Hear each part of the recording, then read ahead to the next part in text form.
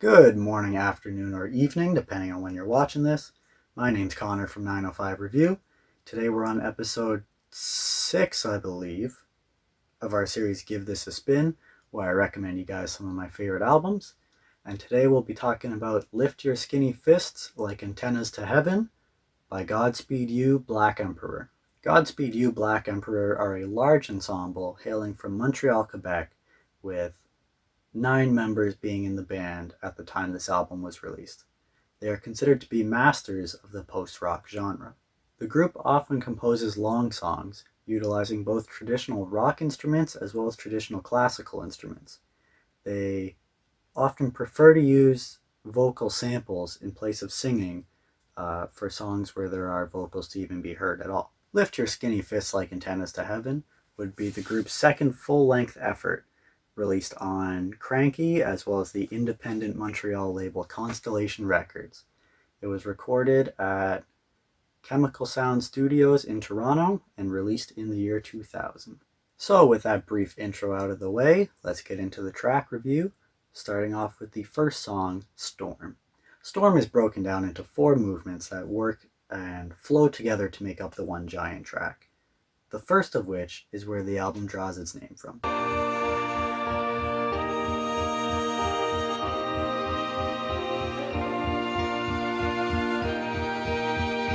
We start off with some sweet, subtle, inspiring plucking on the guitar as horns are heard echoing in the background of the song. Soon enough, a violin comes in to help lead the way. Deep in the back, you hear a constant drum beat, ever so gradually getting louder until it reaches the focal point where it just erupts and everything is going 100%. At this point, all the instruments battle each other to be heard. The guitar, the marching band-esque drum rhythm, the violins, the horns. It's a very inspiring sounding song and a great opener for the album. It does feel like it's prepping you to march up into something.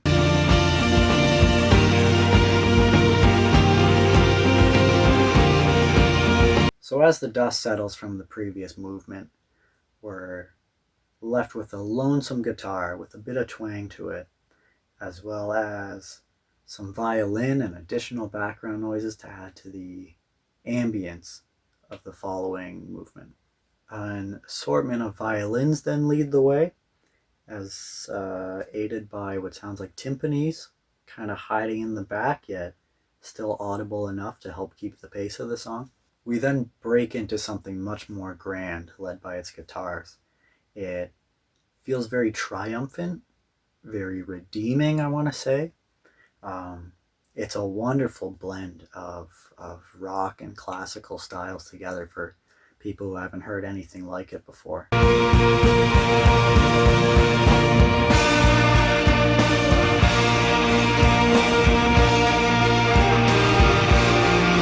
Almost midway through the movement, things break down into sort of a chaos and uncertainty until these thunderous drums bring us back in, as they would remain for the rest of the movement, until they slowly and dreadfully die out as it reaches its end.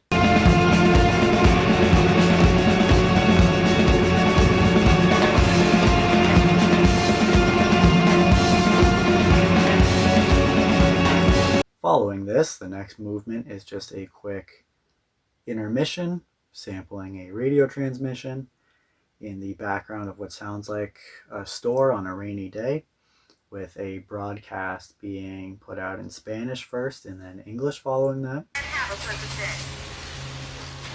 Welcome to Arco AM/PM Mini Market. We would like to advise our customers that any individual who offers to pump gas, wash windows, or solicit products is not employed by or associated with this facility. We then end the first track with this absolutely beautiful piece, Cancer Towers on Holy Road Highway.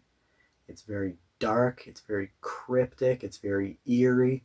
The main focus is this haunted sounding piano with another static broadcast heard in the background. It's such a disheartening song to, or movement, I guess, to end a song that started off so joyous and uplifting. It feels like a real punch in the stomach, but in a enjoyable way.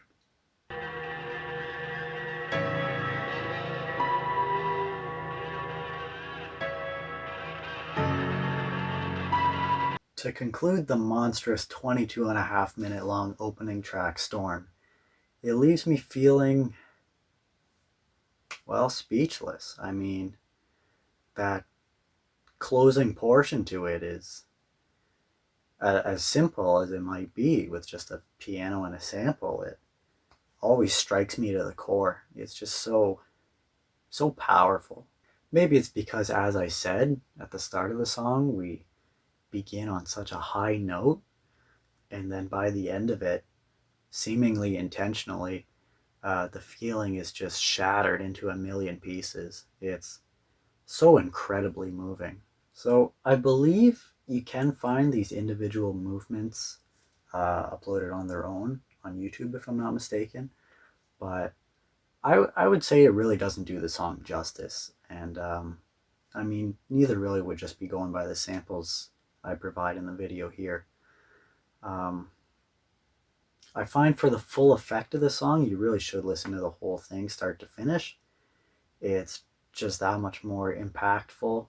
Of course, something like this might not be everybody's cup of tea, especially if you only ever listen to kind of stuff that might be played on the radio, because they most likely wouldn't play a song this long, right? But you know, if you're open to it, I would say treat yourself and try it out. Or if that's not really up your alley, you could always try one of the other songs on this album. Next up, we have the track Static, which, conveniently enough, is also separated into movements, this time with 5 of them. The first of which, entitled, what is it called? God damn it. Terrible Canyons of Static, that's it. Appropriately titled, Terrible Canyons of Static is mostly an ambient piece with some static and distorted sounds, however, also some violin later on. At 3.5 minutes, it is shorter than any of the movements on Storm were, save for the 1 minute long interlude.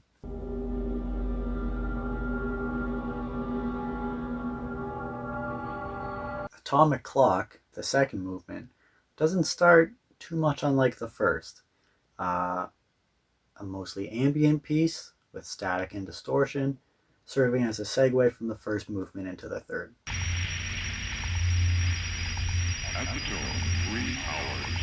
This leads us to chart number 3, a actually fairly haunting song.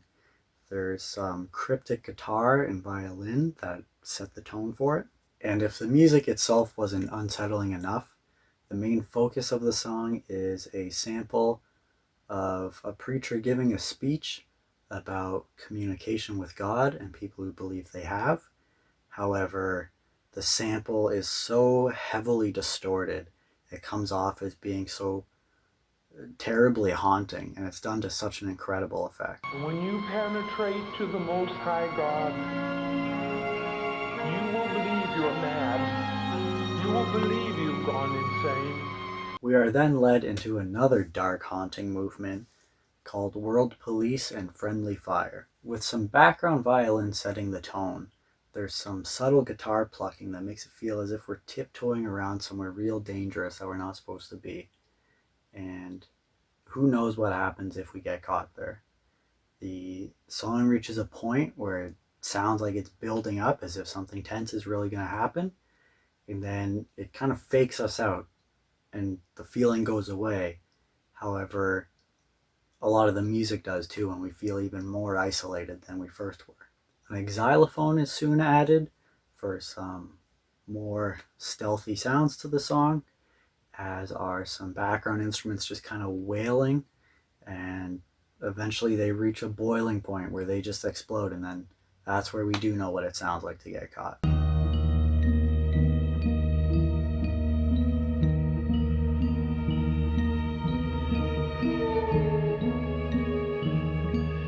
As all these instruments frantically erupt, it's almost like you intentionally upset all of them and they're furious with you, save for the woeful sounding xylophone. After the song reaches its pinnacle, it breaks down and keeps its melody, only now helped by a smooth, funky drum rhythm and bass line.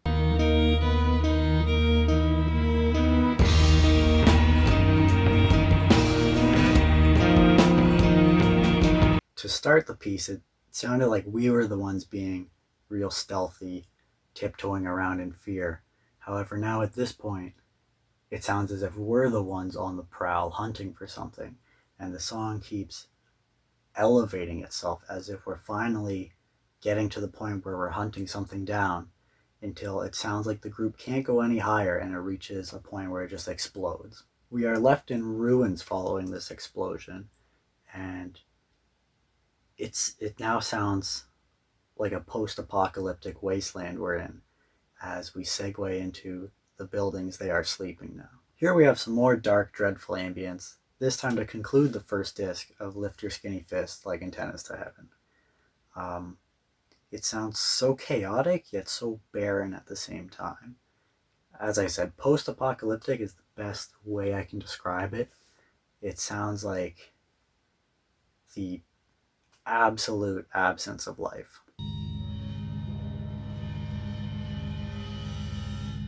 These 5 movements combined make Static the longest track on the album at 22 minutes and 38 seconds. It also happens to be my favorite on the album. World Police and Friendly Fire stands out as the longest portion at 9 minutes and 48 seconds, almost double the duration of the second longest, The Buildings They Are Sleeping Now. All throughout, this piece is just so dark and gloomy, and I absolutely love it. Starting off the second disc, we have the track Sleep, which, as you may have guessed, is also made up of multiple movements. The very first of which is a speech from a man reflecting on growing up at Coney Island as a kid and how he sounds so fond of his memories as he's recalling them, but then by the end realizing how long ago it was and how times have changed seems much more dreadful. The song serves as a greater commentary on society and how vastly times have changed growing up as a kid then compared to now, let alone 20 years ago when this album was released. And even just how different things can be for a place as revered as Coney Island. And we used to sleep on the beach here. Sleep overnight. They don't do it anymore. Things changed. See? The short, saddening speech leads us into the ever regretful sounding Monheen.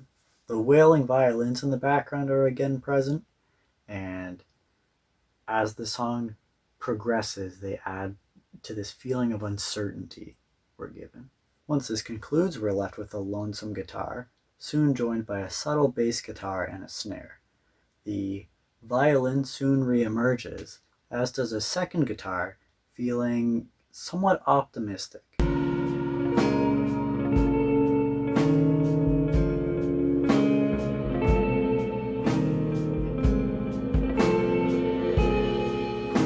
We have yet another instance where we're just constantly feeling like we're going to break through to something, only to realize we're given a false sense of it. The guitar and drum, however, do go on a little groove together for a while. Eventually we do pick up with the guitar's wailing battling that of the violins, and this would get even faster as the song progresses and would continue on until its conclusion.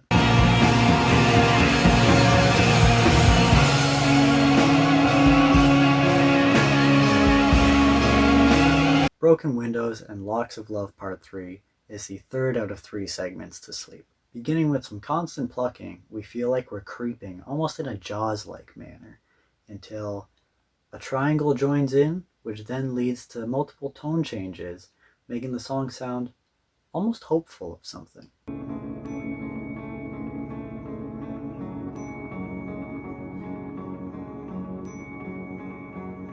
Soon we break through and pick up into something much more cathartic, and it feels so redeeming. Like maybe we just got through and beat all the evil in the world that we just experienced, and maybe now we'll know what it feels like to sleep on the beach again. Throughout the movement's climax and the bit that follows it, it is very emotional. It feels like we just persevered through so much, as if, like I said, we just got through all the evil in the world, and it's the first time we actually feel happy again since the very first movement on the album ended.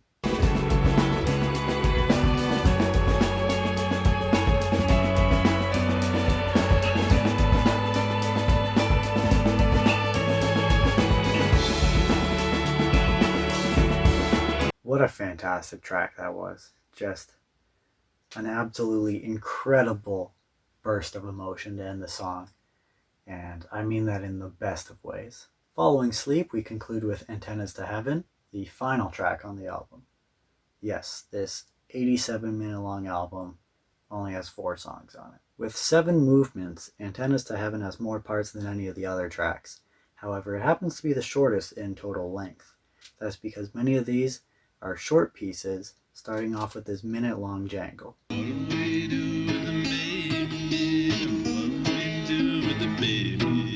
After this, we have a minute of fairly distorted ambient sound.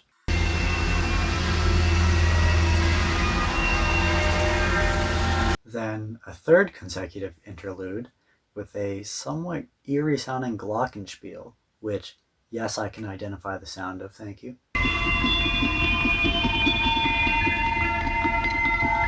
As this continues into the 4th movement, we have audio of a French family's conversation played over top of it. Already at the 5th movement, we now reach She Dreamt She Was a Bulldozer, She Dreamt She Was Alone in an Empty Field. And it's a very painful sounding song. It fills me with such sorrow. It's so beautiful, yet so tragic sounding at the exact same time.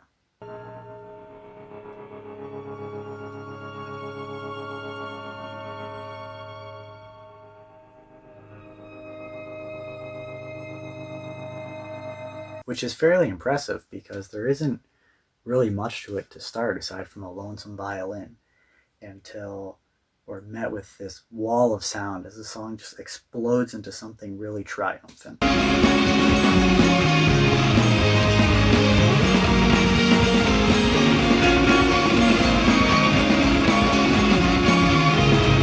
And of course, we have our hearts broken again as it ends much too soon and the feeling fades away and just becomes a sense of complete abandonment. All hope is not lost, however, as a slight repeating melody soon comes in and gives us just the tiniest shred of optimism.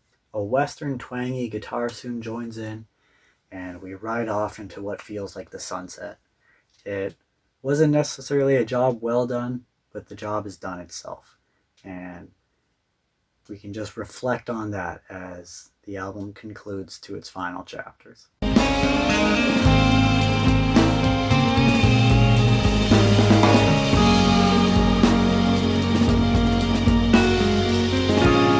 We are then left with some relieving ambience once this is all done. Ironically, as the movement's title is Death Camp Drone.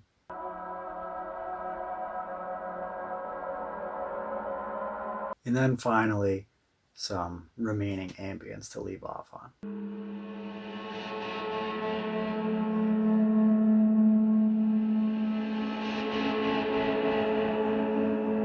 This album was met with rave reviews upon its release, and I've only ever seen positive things said about it. On the user-based website rateyourmusic.com, it currently sits as the greatest ranked Canadian release of all time.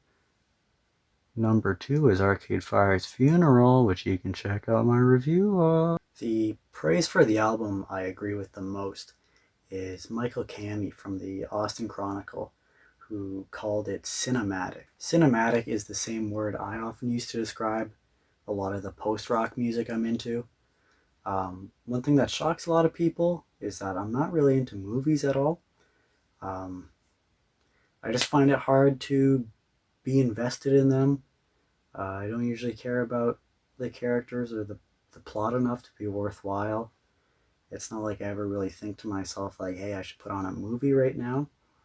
But going through songs like the 4 that we just did, where they're all like 20 minutes in length, let's say, with all sorts of different components to them, I get such a grand experience out of that because I'm so in tune to it. I'm very invested in it.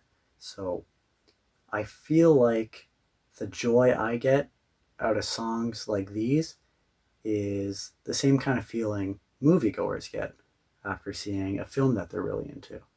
And the songs on this album particularly are so well done. There's so much going on to them. There's so much emotion. They build up a lot of feelings, only to tear you back down. The songs to me are very well thought out. It does feel like hearing a story that has no words to it. Now, the cover art I also really enjoy. You saw me trying to mock it earlier. I don't really know how to interpret it or anything. I just think it's very neat looking. I mean, I always have loved covers with no words on them. And then the cool thing is inside, it maps out the duration of the entire thing with all the movements and roughly the times they start at. There was also some artwork on the actual album sleeves that are quite interesting. There doesn't seem to be any sort of specific variations in terms of the visual aesthetics of the album. It's only available on vinyl or CD though. However, when I was browsing on Discogs, there's an unofficial release of it on cassette by a label called The Return of Cassette Man. And when I tried to look further into it, all I got were results for the video game Five Nights at Freddy's. So do with that what you will. What an emotional ride this album is. It truly is something powerful. I hate to use the word because of how oversaturated it's become the past decade. It feels like it has lost meaning, but really the only way I can describe this album is something epic. I'm always filled with such strong feelings when listening to this.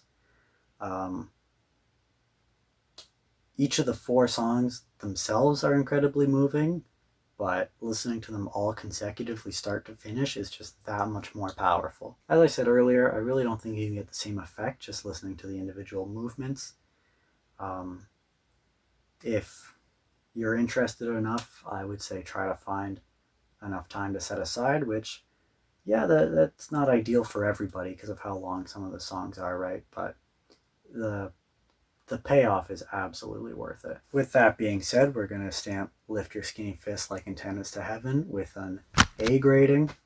Song for song, it's really consistent.